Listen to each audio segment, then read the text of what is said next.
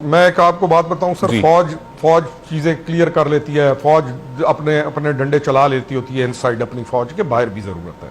फौज चला लेती होती है, वो बता नहीं सकती होती है कि उसने किया क्या कुछ। मुझे ना ना ना ना don't go toward that side. मुझे हुकूमत ना बनाए। आप और मैं एक पाकिस्तानी शहरी होकर बात करें। आप और मैं एक पाकिस्तान, ना मैं हुकूमत का रिप्रेजेंटेटिव हूं ना मैं हुकूमत में हूं। जिस दिन हुकूमत में हुआ मैं बताऊंगा कि कैसे इदारे चलते हैं और कैसे चलाया जाता है। Rate of the state establish करना सुप्रीम क्या होता है किन चीजों के ऊपर फौज ने क्या। मुझे आप ये बताएं, मैं फोर्स की नौकरी करके आया हूं। मैं 30 बंदों के साथ खड़ा हो जाऊं, 3000 बंदा आप आगे से नहीं 10,000 ले आए, इंच आगे गुजरने दूं तो आप मुझे बताइएगा। सर दुबई में ये जो हमारे ओवरसीज काम कर रहे हैं उन्हें कहें ना जरा सिग्नल तोड़ के दिखाएं। सऊदीया के अंदर जो काम कर रहे हैं इनको कहें ब्रिटिश के अंदर सिग्नल तोड़ के दिखाएं। इनको कहें अमेरिका के अंदर सिग्नल तोड़ के दिखाएं। इनको कहें अफ्रीका के अंदर जाके सिग्नल तोड़ के दिखाएं। ये साथ अफगानिस्तान में नई हुकूमत आई है, इनको जाके कहें कि वहां पे जाकर ऊंची आवाज निकाल के दिखाओ। हमें तो आती, हमें आज देख लीजिए 2 दिन के बाद रेट ऑफ द स्टेट कैसे होगा। क्या होगा 2 दिन के बाद देखिए क्या होगा 2 दिन बाद। एक दफा rate of the state establish होगी। एस्टैब्लिश कैसे की जाती है?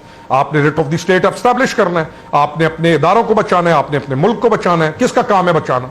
यही इदारे बचाएंगे। तो बात करेंगे इस वक्त खुर्रम हमीद खान रोकड़ी साहब हमारे साथ मौजूद है। अस्सलाम वालेकुम रोकड़ी साहब, बहुत बहुत शुक्रिया आपके वक्त के लिए। आपको ज़हमत इसलिए दी है कि आप भी किसी वक्त में इमरान खान और अस्करी इदारों के दरमियान एक ब्रिज का रोल प्ले करने की कोशिश करते रहे। पर्टिकुलरली जिस फौजी अफसर के खिलाफ इमरान खान साहब आज कैंपेन कर रहे हैं और जिस तरह की बातें हो रही हैं, आपने उनके साथ मुलाकात के लिए भी एक ब्रिज का रोल प्ले करने की बड़ा काम किया।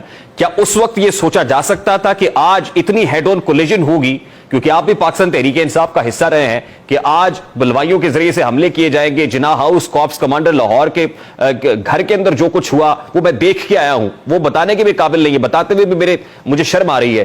क्या आपने सोचा था कभी कि जिस पाकिस्तान तहरीक इंसाफ से आपका ताल्लुक है, ये तहरीक इंसाफ आज ये कुछ करेगी?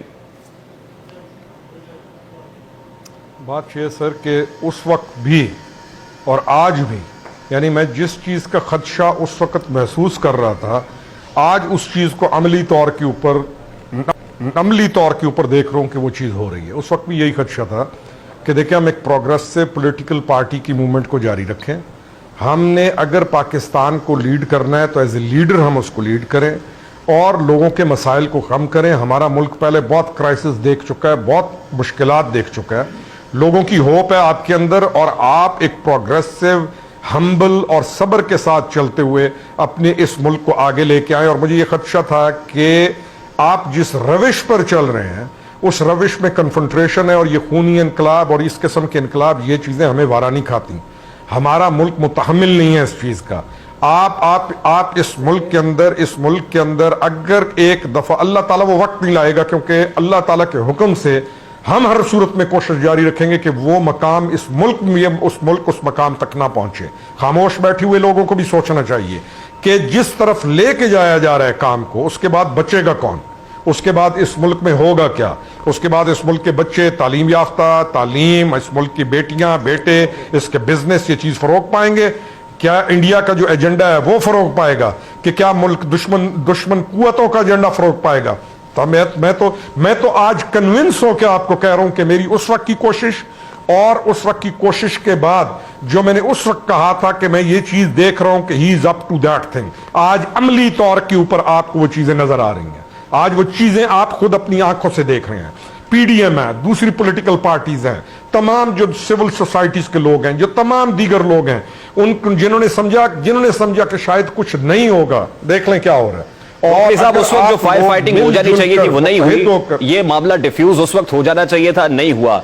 आज मैं अपनी आंखों से देख के आया हूं कॉप्स कमांडर लाहौर के घर के अंदर जिस तरह से बेदर्दी से उसको नजरियातिश किया गया, हत्ता कि वहां लूट खसूट भी हुई है, वहां से ज्वेलरी को चुराया गया, कीमती नवादरात, बानिया पाकिस्तान से ताल्लुक रखने वाली कुछ ऐसी चीजें जो वहां पड़ी हुई थी और उनके पासपोर्ट की तस्वीर थी जिसको जलाया गया बड़ी बेदर्दी से।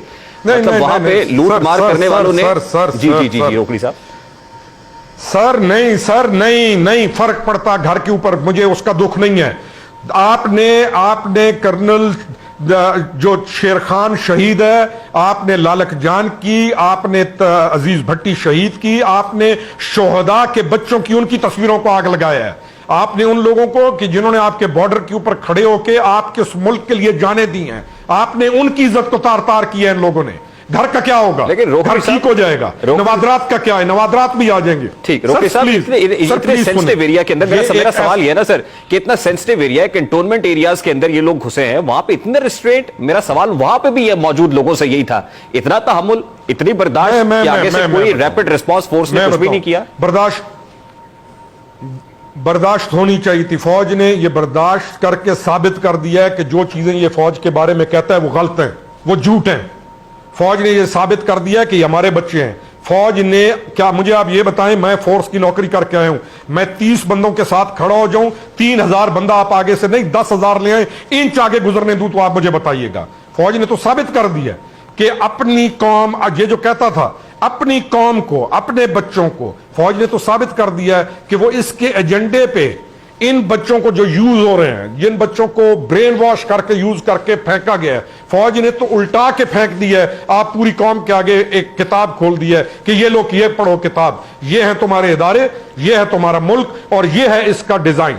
क्यों नहीं देखते इस वक्त तमाम लोग इंडियन मीडिया को कि इंडियन मीडिया इस वक्त क्या कर रहा है? दुश्मन जिस चीज पे खुश हो, मेरी गैरत उस वक्त कहां जाएगी? दुश्मन को, और दुश्मन भी कौन सा, तालियां बजा रहे हैं। और ये चीज एक्सपेक्टेड थी।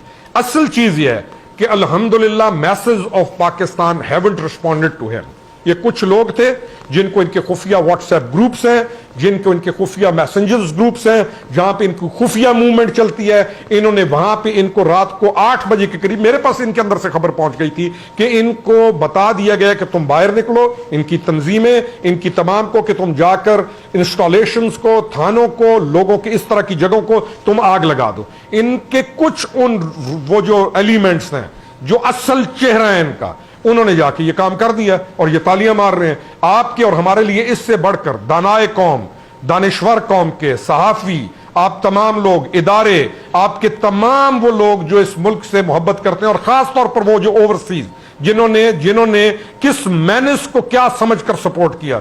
आपको और हमारा काम है आज से हम इस चीज को अगर सोचना शुरू करें तो हम अपने एक बेहतर मुस्तकबिल की तरफ जा सकते हैं।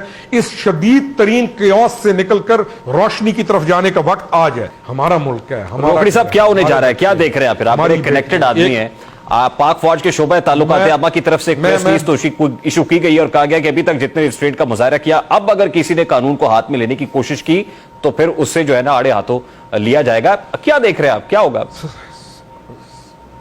सर दुबई में ये जो हमारे ओवरसीज काम कर रहे हैं उन्हें कहें ना जरा सिग्नल तोड़ के दिखाएं। सऊदीया के अंदर जो काम कर रहे हैं इनको कहें ब्रिटिश के अंदर सिग्नल तोड़ के दिखाएं, इनको कहें अमेरिका के अंदर सिग्नल तोड़ के दिखाएं, इनको कहें अफ्रीका के अंदर जाके सिग्नल तोड़ के दिखाएं। ये साथ अफगानिस्तान में नई हुकूमत आई है, इनको जाके कहें कि वहां पे जाकर ऊंची आवाज निकाल के दिखाएं।